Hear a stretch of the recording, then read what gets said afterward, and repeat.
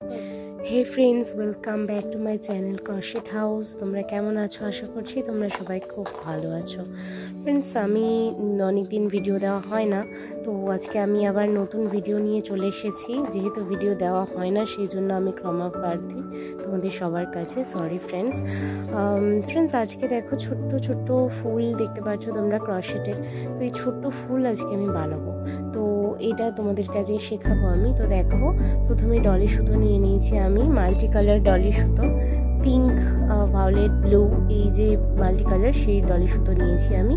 এবং এখন আমরা এই ফুলটা বানাবো। তো দেখো, প্রথমে আমি সুতো নিয়ে নিয়েছি এবং আমি 13 নম্বরের ক্রশেট সুচ নিয়েছি, তো সেটা দিয়ে বানাবো। দেখো, প্রথমে আমি লুপ বানিয়ে নিলাম। ফার্স্টেই আমি একটা লুপ বানিয়ে নিলাম এবং লুপের মধ্যে দিয়ে এভাবে সুতোটাকে নিয়ে চলে এলাম। দেখো, এটা কমপ্লিটলি লুপ হয়ে গেল, রাউন্ড হয়ে গেল, রাউন্ড শেপ লুপ। দেখো, নেক্সট এইভাবে হচ্ছে আমি স্লিপ স্টিচ দিয়ে নেব। একটা স্লিপ স্টিচ দেব, দুটো স্লিপ স্টিচ দেব এবং আমরা তারপরে কি করব, আমরা এভাবে নিয়ে এই রাউন্ডের মধ্যে দিয়ে গিয়ে এভাবে আমরা ডাবল ক্রোশেট বানিয়ে নেব। দেখো, ডাবল ক্রোশেট স্টিচ আমরা বানিয়ে নিচ্ছি। তোমরা জানো, প্রথমে আমরা দুটো ঘরের মধ্যে দিয়ে বের করব এবং নেক্সট আমরা বের করব একটা ঘরের মধ্যে দিয়ে। তো দেখো, এবার আমরা একটা ঘরের মধ্যে দিয়ে আমরা ডাবল ক্রোশেটটা কমপ্লিট করে নিলাম। নেক্সট আমরা এভাবে আবারও আমরা রাউন্ডের মধ্যে দিয়ে ঘুরিয়ে এনে আবারও একটা ডাবল ক্রোশেট তৈরি করব। তো দেখো ফ্রেন্ডস, এভাবে আমরা আবার একটা ডাবল ক্রোশেট তৈরি করলাম।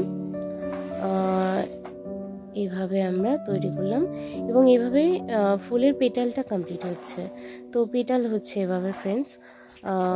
তো দেখো, নেক্সট আমরা আবার এগেইন ডাবল ক্রোশেট নেব, ডাবল ক্রোশেট তৈরি করব এবং রাউন্ডের মধ্যে দিয়ে গিয়ে আমরা আবার দেখো এভাবে ডাবল ক্রোশেট তৈরি করে নিলাম। ঠিক আছে ফ্রেন্ডস, তো আমরা টোটাল 4টে ডাবল ক্রোশেট করেছি।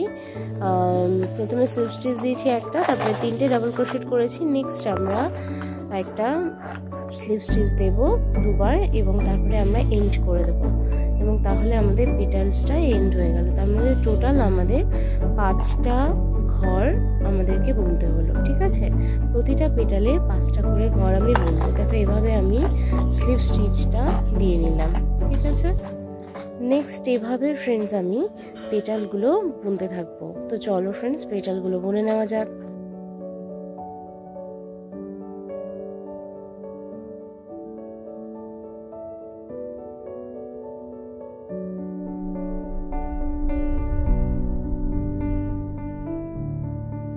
তো দেখো ফ্রেন্ডস, আমরা পরপর 3টে পেটাল তৈরি করে নিয়েছি এবং 4 নম্বর পেটালটা তৈরি করছি আমি।